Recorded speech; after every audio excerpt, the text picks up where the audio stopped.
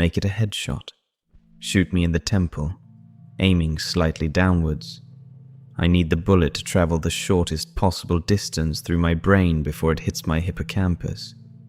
If I'm lucky, the sensation of the gunshot ripping through my skull will only last a few decades.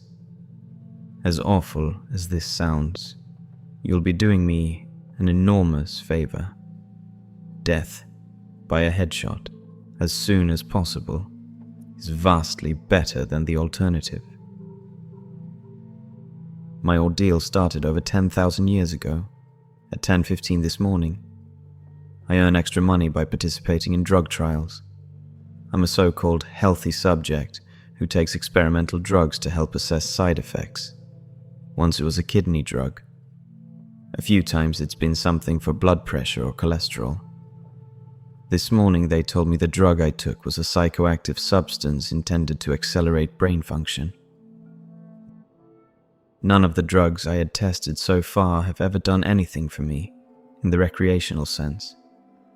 In other words, none of the drugs I've tested have given me a killer buzz, or mellowed me out or anything. Maybe I've always ended up the placebo group, but nothing I've tested had affected me at all. Today's drug was different. This shit worked. They gave me a pill at 10:15 and told me to hang out in the waiting room until they called me back for some tests. Only about 30 minutes, the research assistant told me. I flopped onto the waiting room couch and read a few articles from a copy of Psychology Today that was sitting on the coffee table. They hadn't called me back when I finished the Psychology Today, so I picked up a US News and read it, cover to cover. Then I read an old Scientific American. What was taking them so damn long? I sluggishly turned my head to look at the wall clock. It was only 10:23 a.m. I had read all 3 magazines in 8 minutes. I remember thinking this was going to be a long day. I was right. The waiting room had a little bookshelf with some used hardcovers on it. When I stood up to walk to the bookshelf, it felt like my legs barely worked. It's not that they were weak. They were just slow. It took a full minute just to stand up off the couch, and another minute to take 2 steps to the bookcase. I scanned the old books on the shelf and picked out a copy of Moby Dick.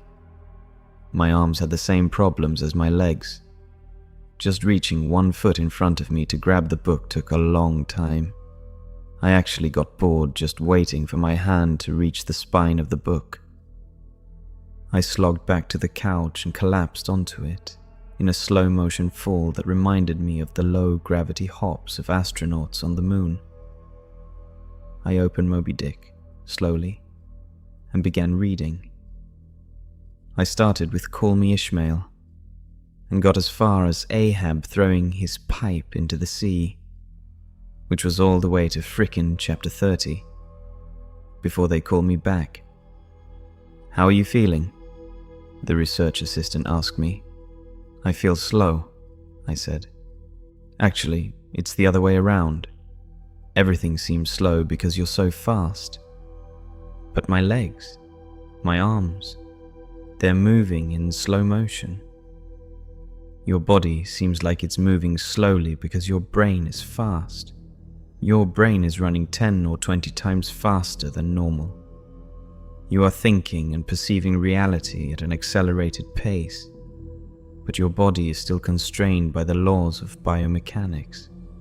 Frankly, you're moving much faster than a normal person."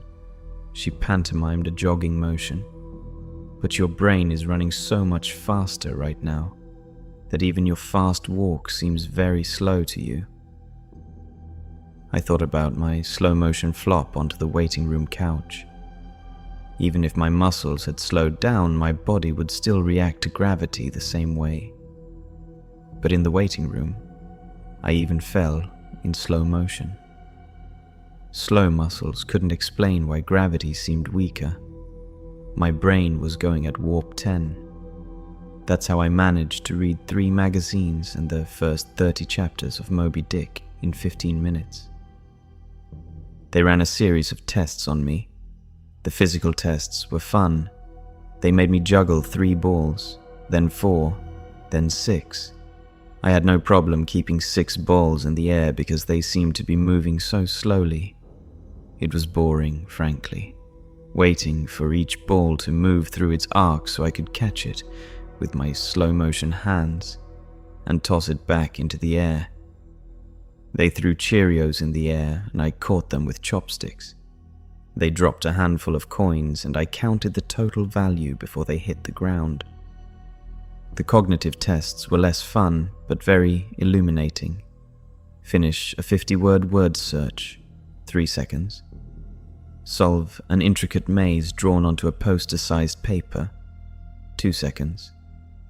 View a slideshow projected at 10 images per second and answer detailed questions about what I saw, 95% correct. They told me I measured over 250 on the NOP scale. Apparently, that's deep into the superhuman range of thinking speeds. Then they sent me home. It'll wear off in a few hours, they said, which will seem like days to you. Try to use the residual effects to get some work done. Catch up on work emails while you're still in high-speed mode. The ride home was horrible. It was only 3 metro stops, and in real-world time, it only took about 35 minutes. But in my drug-accelerated hypertime, it felt like days. Days. Just walking out of the medical research suite to the elevator seemed like it took an hour. I sprinted out of the office, willing my legs to push me faster, but the laws of biomechanics held me prisoner. As accelerated as my brain was, I couldn't do anything to make my legs work faster. The huge disconnect between my body and mind made it extremely difficult to judge how and when to slow down, turn, or rotate my body. I had basically turned into giant, slow-motion spaz. I misjudged my speed and rammed into the wall by the elevator button at a pretty good speed. Even though I could see the wall coming at me, I couldn't make my finger, outstretched to hit the elevator button, move away fast enough, and I jammed it against the wall. Hard. The pain was intense. If my brain had been running at regular speed, it probably only would have hurt for 30 seconds or so. But in my accelerated state, the intense pain seemed to last for half an hour, 45 minutes maybe. The elevator ride was horrible. It felt like I spent 4 or 5 hours just descending 7 floors, with nothing to look at but the interior of the elevator car. I sprinted to the metro station. I have to admit, this part was almost fun. Even though my body moved at what seemed to me super slow speed, I could still carefully choose how and where to place my feet, swing my arms, and turn my torso. It only took a block or 2 to getting used to having a brain that ran 24 times faster than my body. Then I basically sprint danced the rest of the way, twisting and juking between people on the sidewalk and dodging moving cars, with inches, aka minutes, of clearance. I spent an hour, in my time frame, descending into the subway and running to the platform. Endless tedium waiting the 6 minutes for the Red Line train to arrive. Although there was more to look at on the metro platform than inside the elevator, it was still intensely boring. I should have stolen that copy of Moby Dick. The Red Line train roared into the station in slow motion. The normally high-pitched squeal of its brakes was frequency shifted by my high-speed mind to a long, low tone, like a monotone tuba solo. It wasn't just the squealing subway train that was 3 octaves lower than normal. All sound was slowed to the point of near inaudibility. Voices were gone, shifted below the threshold frequency of my hearing. I did manage to hear a screaming baby on my subway car. Her shrieks slowed to sound like whale songs. Sharp sounds like a car horns and trucks bouncing over potholes were low, muddied roars like distant thunder. Back at the research offices, I could still hear and communicate with the research staff. But now, verbal communication with anyone would be impossible. The effects of the drug were still intensifying. I spent what seemed like days on that fucking Red Line train. Days. Listening to the wail song of the screaming baby and the tuba solo of the brakes.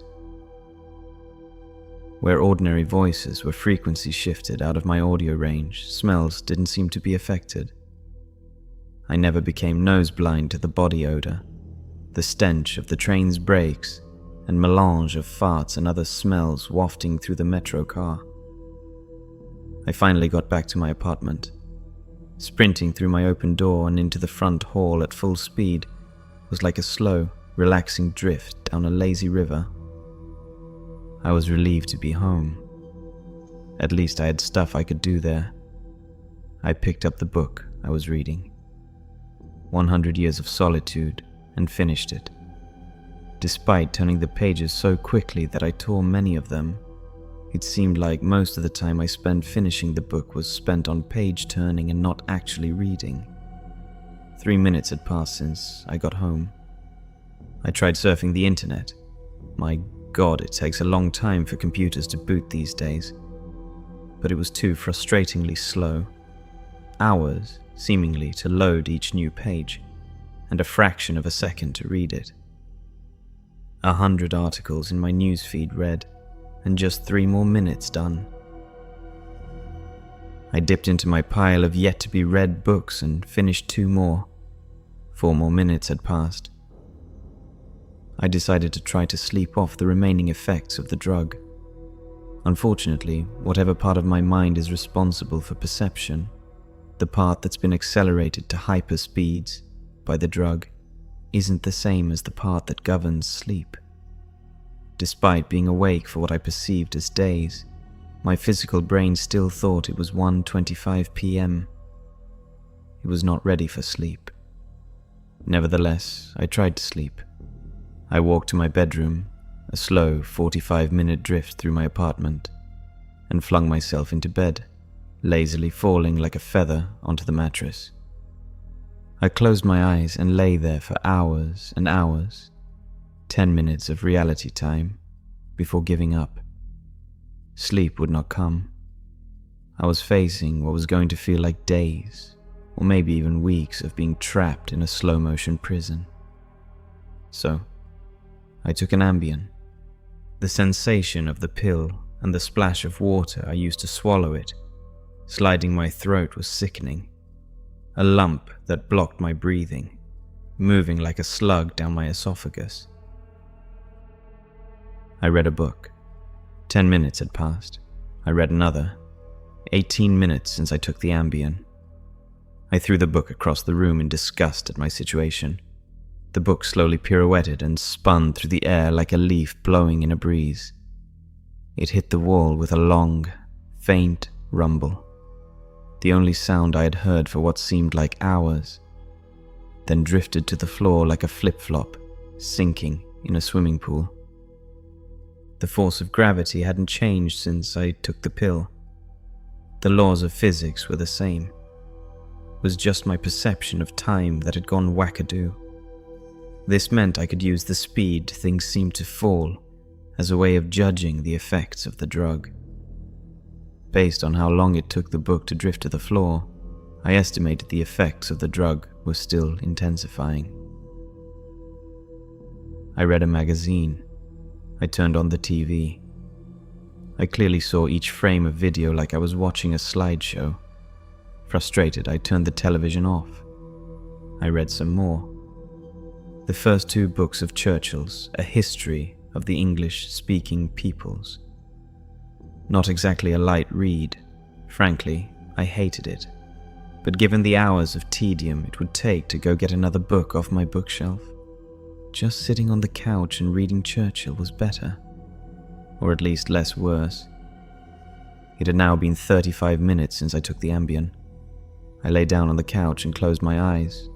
Time passed. I inhaled. An hours-long process. Time passed. I exhaled for more hours. Sleep would not come. I needed a new plan. I decided to go back to the offices where they gave me the drug. Maybe they would have something that could counteract its effects, or at least something to knock me out until it wore off. I exited my apartment as fast as possible, taking hours in my time frame to do so. I didn't even bother locking the door. It would have taken too long. Down the stairs, it's faster than the elevator if you run. Through the lobby, out the front door and onto the street. These few things felt like a long day at the office. Sprinting down the street, dancing and weaving between pedestrians with what must have looked to them superhuman dexterity. Down the first flight of stairs at the metro, across the landing, another hour, then onto the second flight of stairs. That's when the Ambien hit me. The Ambien didn't make me sleepy. Not at all. Instead, it must have had a severe cross-reaction with the experimental drug I took this morning. I was bounding down the second flight of stairs, moving in slow motion but still making perceptible progress. Then, wham! Everything stopped. The dull roar of the street and metro noise ceased, replaced by the most perfect silence I've ever experienced. My downwards motion seemed to completely freeze. Before the Ambien kicked in, my perception of time was maybe a few hundred times slower than real time. After the Ambien took effect, time moved thousands of times slower. Every second seemed like days to me. Even just moving my eyes to focus on a new point was like an impossibly slow scroll across my visual field. Over the course of the afternoon, I learned how to walk, run, and jump when my mind ran hundreds of times faster than my body. But with another 4 or 5 orders of magnitude of slowdown caused by the Ambien, body control was almost impossible. I fell on the stairs. Even though I was all but frozen in mid-step, controlling my muscles was impossible. I commanded my foot forwards for hours, then backwards for hours more when it seemed like I would miss the next step. Hours attempting to adjust the angle of my ankle, then readjusting when it felt wrong. Despite these efforts, I rolled my ankle on the next step. The pain wasn't at all mitigated by the slowness. Hours of increasing strain on my bent ankle. The nerve signals that send pain into the brain must work differently than the nerves in my ear. Sonic energy was spread out over time, diluted until it was imperceptible. Pain flowed into my brain undiluted by the change in my perception of time. Hours and hours of increasing weight on my turned ankle turned into hours of increasing pain upon increasing pain. I pitched forwards, my high-speed mind completely unable to control my low-speed body. I drifted downwards for days, managing to rotate my torso enough to keep my head from impacting the ground first. I eventually landed on my right shoulder. At first, the impact wasn't even noticeable. Then I felt a slight pressure in my shoulder as it came in contact with the ground. The pressure grew, bringing increasing pain for hour upon hour.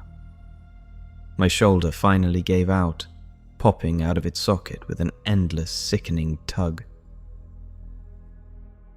I came to a stop days later, crumpled onto the ground, staring at the ceiling.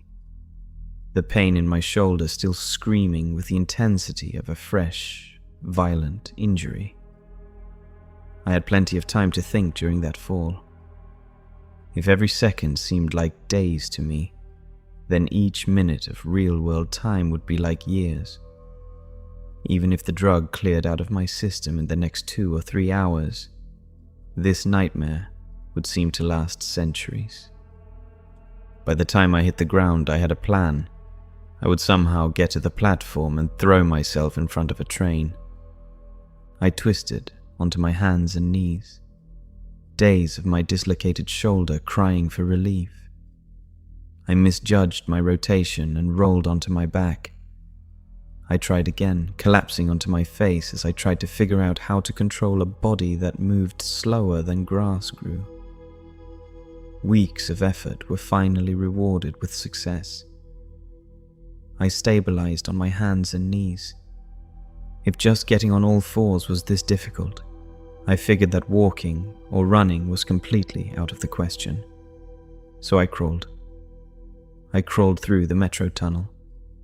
The dumb looks on the faces in the crowd lingered on me for weeks. I crawled under the turnstile and onto the escalator.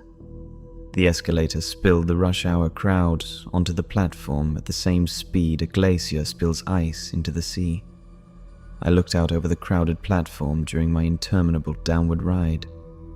The train status sign said the next train wouldn't arrive for 20 minutes. 20 minutes was like a year to me. I'd have to spend a year on the metro platform, waiting to die. I crawled off the escalator, enduring days of stupid expressions on the commuters' faces. I crawled a few feet to a concrete bench and curled up next to it, trying to find a position to lessen the pain in my shoulder. Then my problem with time got worse. Impossibly worse. The massive slowdown on the stairs was just the beginning of the interaction between the experimental drug and the Ambien. It fully hit me while I was curled up by the bench. I blinked. Years of darkness followed. Sound was already gone, and with my blink, sight was gone as well. All that existed was the pain from my fall. My hyper-accelerated mind wasted no time compensating for the lack of sensory input. Voices spoke to me. They sung to me in languages that never existed. Patterns and faces and colors came and went in my mind's eye. I recalled my whole life and imagined living another. I forgot English. I settled into a profound despair. I spoke to God. I became God. I imagined a new universe and brought it to life with my thoughts. Then I did it all again. And again. My eyes opened with geologic slowness. A faint glow. Weeks. A slit of light. Weeks. A narrow view of the metro platform. Ankles of the commuters near me and an advertisement on the opposite wall. I extracted my phone from my pocket. A project that spanned decades. How can I even explain the boredom? The pain in my shoulder is nothing compared to the boredom. Every thought I can think, I have thought hundreds of times already. The view of ankles and advertisements never changes. Never. The boredom is so intense it's tangible, like a solid object of metal and stone wedged into my skull. Inescapable. What are my options? If I crawl and fall onto the tracks without an oncoming train to crush me, I won't die. I'll experience even more pain from the 4-foot fall, but I'll most likely be rescued by some do-gooder on the platform and unable to act when the train finally does arrive. My suffering in that scenario will be endless. So I wait for the train, so I can throw myself under it. When it finally hits me, I will experience the pain of being ripped to pieces for centuries, until finally the light of life leaves my brain, and my experience ends. I've lived hundreds of lifespans at the foot of this bench. I am far older, in spirit, than any human who has ever lived. Most of my life experience has been a snapshot of pain huddled on the floor of a subway platform with an unchanging view of ankles and advertisements. This post is my plan B, my Hail Mary, my long shot. I've spent lifetimes typing and posting this message in the hope that someone will read it and become convinced that my suffering must end. Someone on this platform right now. Someone who will find the man curled under the bench, the man who crawled down the escalator, and kill him as swiftly as possible. A bullet to the temple. If you're armed and at the Glenmont Metro, please shoot me.